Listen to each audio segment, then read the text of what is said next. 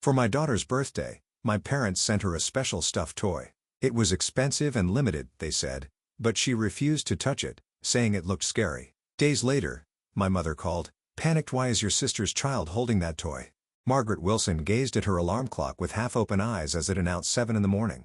The winter sunlight streaming through the window of her cozy home in a Philadelphia suburb illuminated a bundle of tickets on her bedside table. A handwritten note read, Amy's birthday party, Puppet Theater. Just 5 more minutes. David rolled over beside her. Margaret couldn't help but smile. In 12 years of marriage, his morning habits hadn't changed a bit. No, David. I need to make final arrangements for Amy's birthday party today, Margaret said as she slipped out of bed. Besides, I have a shift this afternoon. She worked as a hospital nurse. Margaret had been passionate about helping people since childhood and never once regretted choosing this path. Her work was sometimes demanding and occasionally heartbreaking, but whenever she witnessed patients recover, she always felt fulfilled. As she prepared breakfast in the kitchen, she heard small footsteps coming down the stairs. Good morning, Mom. Amy had just turned 8. Her golden hair was tousled with bedhead, and her blue eyes were still half closed with sleepiness. Good morning. Happy birthday, my angel. Margaret hugged her daughter. The real party is tomorrow, Saturday, but Grandma and Grandpa are coming this evening. Amy's face clouded slightly. Is Grandma coming too? Margaret felt a pang in her chest. Even Amy could sense her grandmother Ruth's coldness. Yes, Grandma and Grandpa. And Aunt Vanessa and Zoe will be coming to the party tomorrow. Zoe's coming? Yay. Amy suddenly perked up. Margaret's sister Vanessa had divorced 5 years ago and lived with her 7-year-old daughter Zoe. Amy and Zoe were close in age and got along well as cousins. In the afternoon, when Margaret returned from work, her parents' car was already parked in front of the house. As she opened the front door, she heard Harry's warm laughter coming from the living room. Margaret, welcome home. Harry Foster rose from the sofa to greet his daughter. Deep wrinkles marked his face, but his blue eyes were still full of kindness. Amy's been telling me all about school. Can you imagine making $10,000 a month just from YouTube all from home? That's exactly what I did with Reddit stories. No face, no voice. Check the link in the description if you're curious. Hello, Dad. Margaret embraced her father. Then she nodded to her mother standing behind him. Mom, thank you for coming. Ruth gave a thin smile. You're late, Margaret. We've been waiting for 30 minutes. I'm sorry, there was an emergency patient at the hospital. As usual, Ruth cut her off. I heard from Vanessa that she's getting a promotion next month. How wonderful. Do you have any plans to become a head nurse? Margaret took a deep breath. Conversations with her mother were always like this. In Ruth's eyes, Margaret's accomplishments were never enough, while in contrast, her sister Vanessa's achievements were always praiseworthy. Not at the moment, Mom. I enjoy working directly with patients. Well, to each their own. Ruth sighed. Would you make some tea? I'm tired from the long drive. At dinner, Amy sat next to her grandfather Harry, eagerly telling him about events at school. Harry showed genuine interest in his granddaughter's stories, asking questions. Meanwhile, Ruth's attention was mostly directed at her food and occasional messages she checked on her smartphone. This is from Vanessa, Ruth suddenly announced. Zoe took first place at her piano recital. That child has talent. Amy won an award at the science fair last week, Margaret said quietly. Oh, really? Ruth replied indifferently. Now, what time should we arrive for the party tomorrow? That night, after Amy had gone to bed, Margaret and David sat facing each other in the kitchen. Your mother hasn't changed. David gently took his wife's hand. No, Margaret sighed. I thought she might change someday. At least your father truly loves Amy. Yes, that's a blessing. The next morning, as the house bustled with party preparations, the doorbell rang. Ruth and Harry stood there, holding a large box. Good morning. Ruth pushed the box into Margaret's hands. This is something special. My gift for Amy. Inside was an elaborately crafted stuffed animal. At first glance, it was a cute teddy bear, but it had eyes that somehow felt eerie. It was expensive. A limited edition, Ruth said proudly. I found it at an antique shop. I thought about buying one for Zoe too, but there was only one. Margaret handed the teddy bear to Amy. However, her daughter backed away. No, it's scary, Amy said in a trembling voice. Amy, Ruth's voice suddenly turned cold. This is a very valuable present. Show some gratitude. Thank you, but I don't want to touch it, Amy said fearfully. Anger colored Ruth's face. Is this how you've raised her? A child with no sense of gratitude? Mom, she's just a child, Margaret said quietly. She has her preferences. Vanessa's child would have gratefully accepted it, Ruth said sullenly. Margaret didn't argue and placed the teddy bear on a shelf. Amy's eyes remained wide with fear. Margaret gently embraced her daughter's shoulders and whispered in her ear, It's okay. You don't have to touch it. Across the room, Harry gazed sadly at his wife. His eyes reflected years of weariness and resignation. Sunday, the day after the party, Margaret was finally enjoying a rare day off. As she prepared coffee in the kitchen, the doorbell rang. "Good morning, Maggie," Vanessa cheerfully called as the door opened. Behind her stood Zoe, with her black curls and sparkling eyes. Vanessa always wore perfect makeup and the latest fashions, and today was no exception. "Zoe." Amy raced down the stairs and jumped toward her cousin. The two immediately joined hands and ran up to Amy's room. "How did it go yesterday?" "Mom told me about the party," Vanessa said as she entered the living room. She casually sat on the sofa, crossing her legs. "Well, as expected," Margaret sighed. "Mom gave Amy a teddy bear, but Amy was frightened by it." "Oh dear, that's not good.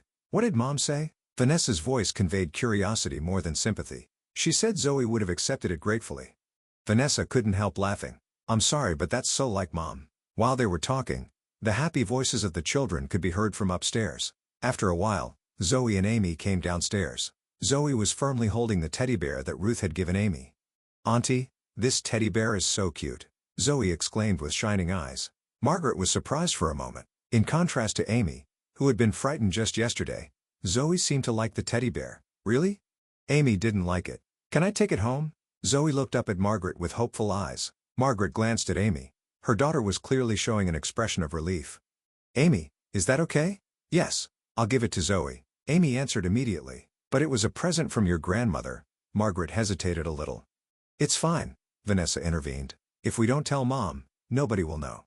Besides, if Amy doesn't like it, why shouldn't Zoe have it?" After thinking for a moment, Margaret nodded. "All right. But remember, this was a special present from your grandmother. So take good care of it." "Yay, thank you," Zoe said in a voice full of joy, hugging the teddy bear tightly. After Vanessa and Zoe left, Margaret observed Amy. She noticed that her daughter's slight fever and runny nose, which had persisted since the previous night, were improving surprisingly quickly. "How are you feeling?" Margaret asked, placing her hand on Amy's forehead. "Really great," Amy replied cheerfully. "I'm not sneezing anymore." Margaret tilted her head slightly. Amy always had allergy symptoms during seasonal changes, but this time she had recovered unusually quickly. "Well, that's good." The next day, when Margaret returned home after her hospital shift, there was a message from Vanessa on the answering machine. "Maggie, Zoe has a slight fever. Could it be that she caught Amy's cold?" Margaret frowned. Amy's allergy symptoms weren't contagious. However, if the children had played together, it was possible that Zoe could have caught a different cold. She called Vanessa back. "Vanessa, how's Zoe?" "She still has a fever." Vanessa's voice was filled with worry. "And strangely, she's starting to develop a rash. She's been sleeping with that teddy bear since she brought it home." Margaret suddenly felt a wave of unease. The timing of Amy's symptoms improving and Zoe falling ill bothered her. "A rash? What does it look like?" "Small red dots, concentrated especially around her arms and neck." From her nursing knowledge, Margaret recognized this could indicate an allergic reaction. "Has she tried any new foods?" "No, nothing unusual. Just, since she started sleeping with that teddy bear, Zoe has mentioned several times that it smells strange." Even after the conversation ended, Margaret couldn't shake her feeling of discomfort. Could there be a connection between the teddy bear and Zoe's illness? If so, maybe there was a reason Amy had been frightened of it. That evening, as Margaret was cleaning up after dinner, the phone rang. The displayed number was her mother's. She hesitated for a moment before answering. "Hello? Margaret, what have you done?" Ruth's voice was completely different from her usual coldness, obviously upset. "What do you mean?" "I heard from Vanessa." "Why did you give my present to Vanessa's child?" Margaret was at a loss for words. Someone must have told Ruth, because Amy was afraid of it. "Get it back. Right now." Ruth's voice was urgent. "Why are you so excited? It's just a teddy bear, isn't it?" On the other end of the phone, Ruth took a deep breath. "I'm coming to get it back tomorrow." Then the call suddenly ended. Margaret stared at her smartphone with eyes full of anxiety and doubt. Soon, the phone rang again. This time it was from Vanessa. "Maggie," Vanessa's voice was trembling. "Zoe's fever has risen. And Mom suddenly called. She was asking why my daughter has that doll." Margaret froze. She had an ominous feeling about the way Ruth had phrased it. Margaret spent the whole night feeling uneasy. While preparing breakfast, she observed Amy. Her daughter was full of energy, and the allergy symptoms from a few days ago had completely disappeared. "Mom, I have a math test at school today," Amy said, stirring her cereal. "Is Zoe still sick?" Margaret hesitated for a moment. "Yes, but don't worry. She'll get better soon. I wasn't feeling well before, but now I'm super energetic," Amy said brightly. Since that teddy bear is gone, my runny nose has stopped too. Margaret caught her breath. Amy, what do you mean? When that teddy bear was near me, I felt kind of suffocated. But I'm fine now, Amy said casually. Margaret felt a chill run down her spine at her daughter's words. Just as she was about to say something, her smartphone rang. The screen displayed Mother. Hello? Margaret. Ruth's voice was even more agitated than the previous night. Why does my sister's child have that doll? Mom? Calm down. Amy was afraid of it, and Zoe liked it, so you don't understand anything. Get it back right now. Ruth's voice had an urgency Margaret had never heard before. What's the problem? It's just a teddy bear, isn't it? It's not just a problem, it's dangerous. Ruth shouted. Go to Vanessa's house right now. I'll be there soon too. Before the call ended, Margaret heard her mother's trembling breath. She sprang into action immediately. David had already left for work, and after taking Amy to school, she headed to Vanessa's house. Vanessa's house was a small single-family home in the suburbs. When she knocked on the door, Vanessa greeted her with a tired expression. Maggie, thank you for coming. Vanessa's eyes were red and swollen. Zoe's fever won't go down. I called the doctor this morning, but Margaret entered the house and immediately went to check on her niece. Zoe was lying in bed, her face flushed, with visible rashes spread across her arms and neck, and the teddy bear in question was placed next to her. Zoe, how are you feeling? Margaret asked gently. Auntie. Zoe's voice was weak. My throat hurts, and I'm itchy. Drawing on her nursing experience, Margaret closely observed Zoe's symptoms. The pattern of the rash, the high fever, the sore throat, these were all typical symptoms of an allergic reaction. She cautiously approached the teddy bear. Does this teddy bear have a smell? Zoe nodded weakly. It smells strange. I didn't notice at first. Margaret picked up the teddy bear and examined it carefully. At first glance, it looked like an ordinary teddy bear, but upon closer inspection, part of the seam was slightly open. She gently opened that section and peered inside. There, hidden among the normal cotton stuffing, was a small cloth bag. Vanessa, could you bring me some scissors? Seeing her sister's serious expression, Vanessa silently complied. Margaret used the scissors to carefully remove the small cloth bag. When she opened the bag, white powder came out. This is Margaret gasped. What is it? Vanessa asked in a voice filled with fear. I'm not certain, but I think this is a substance that causes allergic reactions. From my nursing experience, it looks like a mixture of certain herbs. It could cause severe allergic reactions in some people. Vanessa was dumbfounded. But why would Mom? At that moment, there was a loud knock at the door. When the two went to the entrance, Ruth was standing there. Her face was contorted with anger. Where is that doll? Ruth shouted as soon as she entered the house. Mom, calm down, Margaret said. We've just found a strange powder inside the teddy bear. The color drained from Ruth's face. What have you done? Zoe is suffering from a rash and fever, Vanessa said with a trembling voice. Did you do this? The tension in the room rose to an unbearable level. Ruth seemed momentarily speechless, but quickly regained her composure. I was just what? What were you planning? Margaret raised her voice. Amy also had allergy symptoms when the teddy bear was near her. And as soon as Zoe took it home, Amy recovered, and Zoe became sick instead. This can't be a coincidence. Ruth stumbled over her words again. Then suddenly, her expression changed. It became cold and calculated. You have always failed to meet my expectations, Margaret. What are you talking about? What I wanted was a strong, smart, beautiful daughter. But you, Ruth said contemptuously. You were always mediocre, with no ambition. Vanessa was different. She became the daughter I wanted. Vanessa's eyes widened. Mom, what are you saying? You two are beginning to disappoint me, Vanessa, Ruth said coldly. I was disappointed by your divorce, but at least Zoe is becoming the kind of child I envisioned. Amy is. She frowned. Amy is just a boring child, just like Margaret. So that teddy bear, Margaret said, trembling with fear and anger. It was specially formulated, Ruth now said proudly. It was supposed to give Amy chronic health problems and wear you down mentally. But you giving it to Vanessa's childa you ruined my plan. The room fell deathly silent. Vanessa covered her face with her hands and began to cry, her shoulders shaking. Why? Margaret asked in a trembling voice. Why would you do such a thing? You were a failure to me, Ruth said in an emotionless voice. I only wanted to love strong children. Those who show weakness are not worth loving. Ruth suddenly moved toward Zoe's room. Margaret and Vanessa hurriedly followed her. Ruth grabbed the teddy bear and coldly said, Nothing will happen to Zoe. I only meant to cause a little suffering. Mom. Margaret exploded with anger. You harmed your own granddaughter. Your actions are criminal. Ruth looked at Margaret with icy eyes. I have the right to shape my family as I see fit. You, Vanessa, the grandchildren, You're all my creations.